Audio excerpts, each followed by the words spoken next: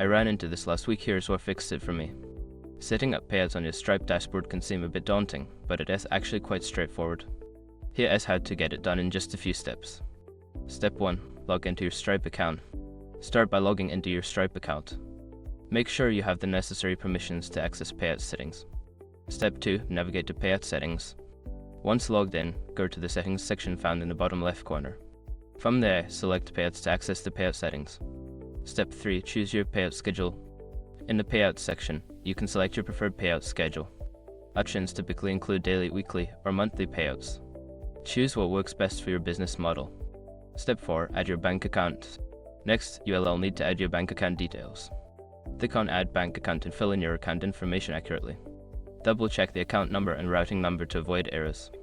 Step 5. Review and confirm. Finally, review all the information you've entered.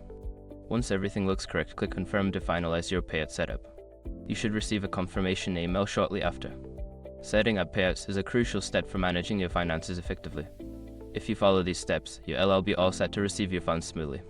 Happy selling!